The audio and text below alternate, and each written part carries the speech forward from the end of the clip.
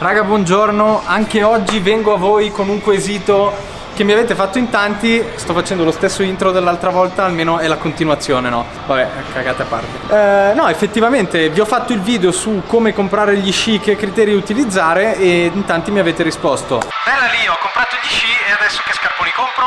E effettivamente questa domanda ha molto senso, quindi oggi proveremo a risolvere anche questo quesito: come comprare gli scarponi, o più o meno con che criterio sceglierli, e facciamo anche un pezzo sugli attacchi che è abbastanza rapido. Quindi niente, iniziamo a investigare il mondo, il curioso mondo degli scarponi da sci.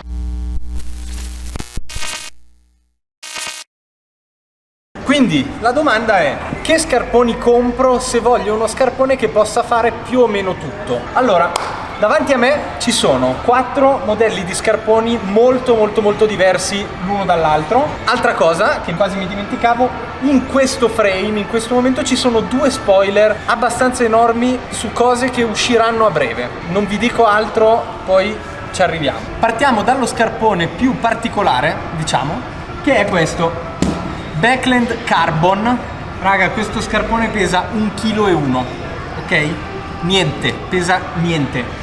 Ed è uno scarpone prettamente d'alpinismo, o meglio, non prettamente, questo scarpone ci fai solo alpinismo. Ve lo faccio vedere perché almeno capiamo un pochino le differenze tra i vari modelli di scarpone e cosa fa cosa, come sceglierli, eccetera. Scarpone super leggero in carbonio con la walk mod. Questa è per salire, vedete che lo scarpone diventa morbido, comodo con cui camminare. Quando scendete, zac, lo chiudete e siamo al top. Hanno il classico strap, il booster strap, o chiamatelo insomma come più vi aggrada, e un solo gancio. Poi c'è il boa, che è questa, un po' come le scarpe dei bimbi: allacci, tiri e si slaccia. Non sono degli scarponi particolarmente duri, non c'è neanche scritto tra l'altro il loro flex, ma vi direi che saranno un 90. La scala dei flex è praticamente un grado che viene dato allo scarpone per definirne la durezza: 90, 100, 110, 120, 130, 140, 150. Più il numero è alto, chiaramente più lo scarpone è duro e rigido. La rigidità dello scarpone è una cosa che voi scegliete puramente in base al vostro gusto, non c'è un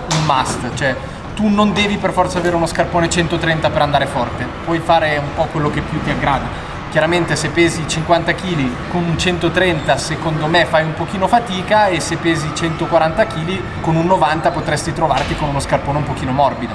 Dipende anche dalla vostra altezza, dipende da una serie di cose che però vabbè, non entriamo troppo nel dettaglio, qui è proprio una questione di gusto. A me piace avere gli scarponi super duri, quindi nonostante io pesi 75 kg uso solo scarponi flex 130 o di più.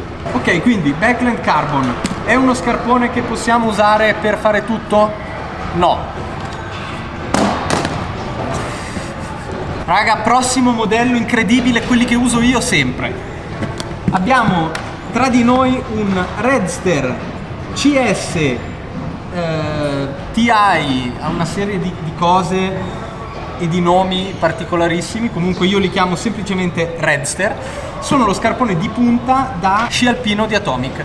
Questo è un vero e proprio scarpone da gara, come potete vedere in Coppa del Mondo di sci alpino, piuttosto che nelle gare di sci alpino usano questi scarponi qua. Noterete che è molto più cicciotto, molto più robusto rispetto al Backland, perché questo scarpone non serve assolutamente per camminare, con questo scarpone non ci si può fare alpinismo. Pesano 2,3 kg senza scarpetta.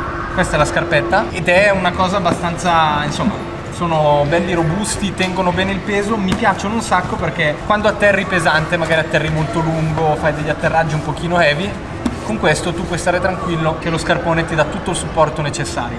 Flex 130, quindi è uno scarpone molto rigido, è credo uno degli scarponi più rigidi che si possono trovare in commercio. Sopra il 130 è difficile perché sono specifici per la discesa libera, magari usano un 150, comunque non sono cose che si trovano normalmente nei negozi. E come dicevo hanno la scarpetta che bisogna infilare prima. Metto la scarpetta, allaccio le stringhe e con non poca fatica infilo il mio scarpone.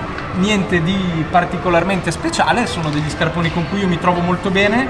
Va detto che ti danno un feeling con la neve a mio avviso imparagonabile. Cioè uno scarpone così massiccio, così rigido e così sensibile, chiamiamolo, a me dà veramente delle sensazioni sulla neve incredibili, sento tutto sotto i piedi ed è il motivo per cui mi piacciono. Curiosità extra di questo scarpone, ho fatto un video un paio di anni fa, vi lascio il link qua, in cui vi faccio vedere come vengono fatte queste scarpette, perché queste scarpette sono fatte esattamente sulla forma del mio piede, quindi mi hanno messo il piede in uno stampo eccetera eccetera. Vabbè, vi lascio il video, guardatelo, almeno capite le tecniche. Mi sono girato. Scarpone. Questo è un Ox Ultra 130S, che è uno scarpone da sci.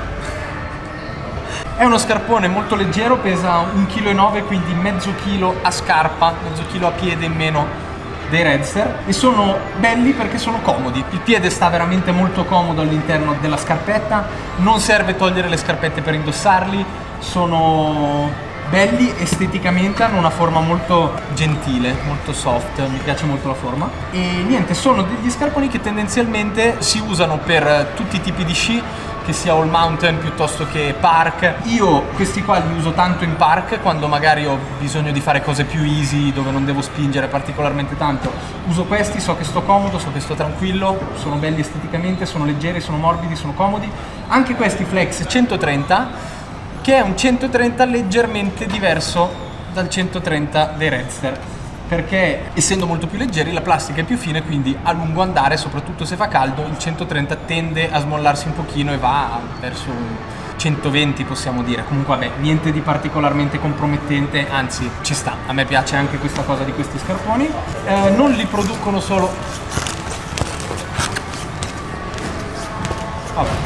Ultra sta ad indicare la larghezza della pianta del piede. Io ho una pianta abbastanza stretta, quindi uso l'Ultra, che sono, se non sbaglio, 85 mm di larghezza sotto il piede.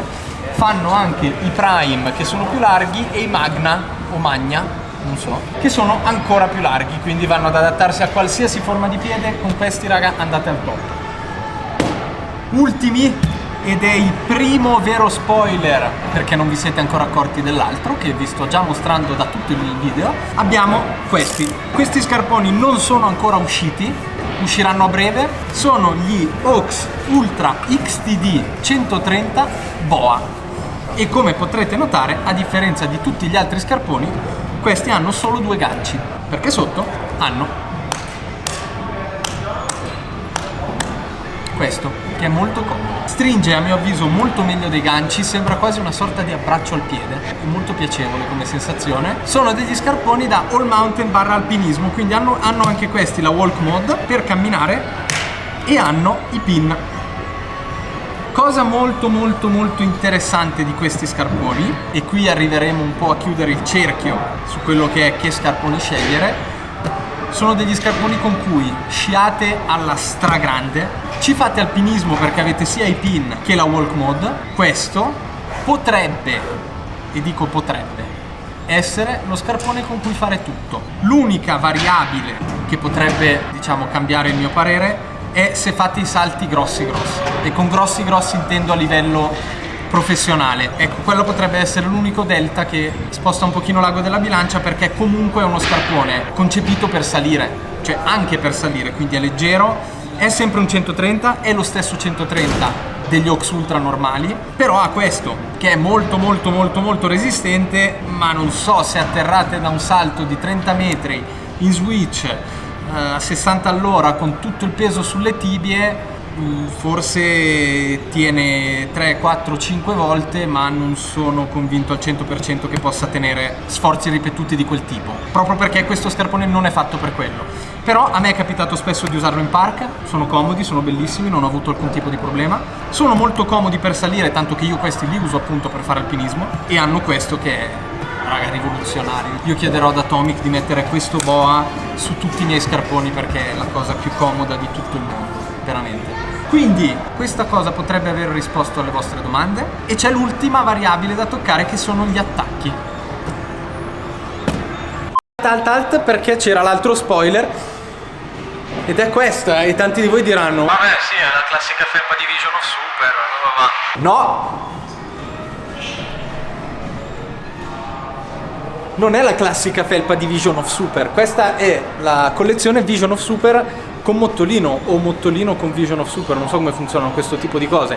Fatto sta che Vision of Super ha fatto una collezione in collaborazione con Mottolino. È un'edizione iper mega super ultra limitata, quindi vi lascio il link qui sotto in descrizione. Se volete acquistare le felpe fatelo rapidamente perché stanno già finendo.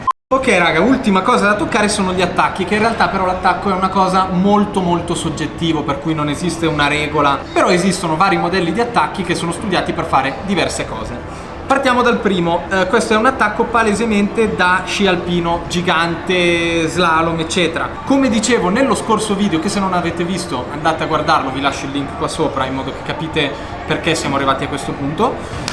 Hanno la piastra per la rigidità e sono degli attacchi abbastanza pesanti. Il peso influisce relativamente, o meglio, nel mio caso il peso sugli scarponi non mi ha mai creato grandissimi problemi, quindi uno scarpone leggermente più pesante per me è un buon compromesso se tiene bene. Sull'attacco invece la trovo una cosa veramente molto fastidiosa. Non chiedetemi il perché nello specifico, ma un attacco molto pesante a me dà molto fastidio. Quindi questo non è assolutamente un attacco che io consiglierei per un utilizzo quotidiano. Quindi se avete per esempio un Bent 100, questo attacco non fa per loro. A parte che non riuscite a montarlo perché lo ski stopper non esiste così largo, ma comunque vabbè. Questo direi che come attacco per everyday use e per un utilizzo a 360 gradi, questo attacco lo scartiamo. Molto bello se fate gigante, non fa per il park e soprattutto non fa assolutamente per l'alpinismo, se non si fosse già capito. Pronti via con un altro attacco estremo che non fa tutto ma serve per capire tutto il funzionamento di questi attrezzi, è l'attacco d'alpinismo. Tu pensa che ingenuo, mi ero dimenticato, il buon Dimitri da sopra mi suggerisce di specificare che gli sci vanno utilizzati sulla neve o su una moquette che scivola molto anche. Allora, questo è un altro attacco abbastanza extreme, è un attacco puramente d'alpinismo. Peserà a stima, e non sto scherzando, tutto lo sci con l'attacco, io non so se pesa 2 kg, ma no, non li pesa 2 kg, peserà un chilo e una chewing gum, non lo so. Vi faccio vedere come funziona perché per chi non è abituato a questo tipo di cose può essere utile. Prima parlavamo di pin e mica pin e walk eccetera. I pin sono questi cosini qua, quindi per salire io faccio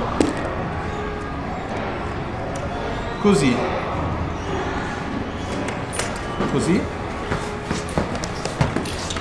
attacco dentro il pin, lo blocco e salgo. Devo scendere, tolgo questo. Sempre paura di fare sta manovra perché blocco, rimetto dentro i pin, bisogna averli addosso, eccoli, e praticamente questo è, diciamo, il mio setup da discesa. Questo attacco è concepito per salire nella maniera più leggera possibile e scendere senza fare grandi cose estreme. Io non farei mai un salto con questi attacchi perché non sono fatti per fare i salti e chiaramente non vanno a tenere tutto il peso che serve, sono degli attacchi abbastanza fragilini. Perciò questo non è l'attacco che stiamo cercando, ma è molto figo e se volete salire vi assicuro che con un setup di questo tipo volate. Io la prima volta che li ho provati mi sembrava di volare. Eccoci qua, attacco da freestyle, ma non prettamente da freestyle, o meglio, con questo attacco ci potete fare bene o male quello che volete, tranne alpinismo. Con questi potete andare a sciare in pista, potete sbizzarrirvi, sono degli attacchi veramente molto molto versatili. È il mio attacco, diciamo, principale, questo lo monto su tutti gli sci che ho e tiene fino a un peso di 16 din. Attenzione, il peso che trovate qui non è i chili, quindi il 16 non corrisponde a 160 kg, non so esattamente che unità di misura siano i din, ma è la forza della molla, quindi raggiunta quella forza lo scarpone esce dall'attacco e serve per evitare di far uscire i legamenti. Quindi si stacca l'attacco, le ginocchia stanno salve e noi stiamo tutti meglio e più sereni. Niente, questi attacchi io li uso per tutto, sono leggeri, non hanno la piastra, quindi lasciano il flex naturale dello sci e niente, ci fate tutto tranne salire. E proprio per questo adesso vediamo l'ultimo paio di attacchi che è secondo me top. E qui fatemi aprire una parentesi perché hanno fatto una cosa veramente veramente figa. Questo è l'Atomic Shift MNC 13. 13 corrisponde sempre ai din di carico dell'attacco e questo è un attacco all around. Con questo ci fate quello che volete, potete andare in park, chiaramente anche lì senza fare salti mega giganti, anche se io in realtà con questo ho saltato tranquillamente sugli XL del motorino atterrando in forward, in switch, mai avuto mezzo problema, per cui serenissimi, ma vi faccio vedere la particolarità perché qui raggiungiamo livelli di compatibilità con i gusti di chiunque. È una normalissima giornata di sci. Io mi voglio portare il mio scarpone leggero e comodo, ho questi attacchi. Cosa faccio? Niente di speciale. Io vado a farmi la mia sciata normalissima. Questi tengono il peso che normalmente una persona usa, anche di più. Sto sereno, mi faccio la mia sciatina, fine giornata, tolgo e sono a posto. Ma se io mi sono preso un setup con cui voglio davvero fare tutto, e questo è quello che farei io: Bent 100, Shift MNC13, Hawx Ultra 130 XTD BOA, e io qui ci faccio quello che voglio quando voglio. Voglio andare a sciare, posso sciare tranquillamente perché faccio la stessa cosa di prima, gancio, scio, bla bla bla. Voglio andare a fare alpinismo? Nessun problema. Io con il mio scarpone faccio questo movimento, attenzione. Con la mano blocco il mio ski stopper, inserisco i pin, mi sblocco il mio wall e io salgo. Arrivo in cima e devo scendere, e nello scendere voglio fare fresca piuttosto che dei salti, piuttosto che comunque una sciata molto aggressiva. Si può fare, perché basta andare a ribloccare questa cosa qua, anche qui ho sempre un po' paura, e io ho un attacco con cui posso fare tutto quello che voglio. Spero che questa cosa vi sia servita, spero che vi possa essere d'aiuto e che vi sia anche un pochino più chiaro il mondo degli scarponi. Questo è il mio setup all around per fare tutto quello che voglio. E niente raga, grazie per aver guardato, spero che il video vi sia piaciuto, che vi sia utile. Spero che la prossima volta che comprerete del materiale da sci penserete a me e a queste informazioni che vi ho gentilmente trasmesso. No, scherzi a parte, spero che questi video vi siano utili. Se c'è qualcos'altro che vi interesserebbe sapere, lasciatemelo scritto qui sotto e provvederò, se di mia competenza, altrimenti magari chiedo l'aiuto di qualcun altro. E niente, ricordatevi di iscrivervi al canale, ci vediamo nel prossimo video. Ciao!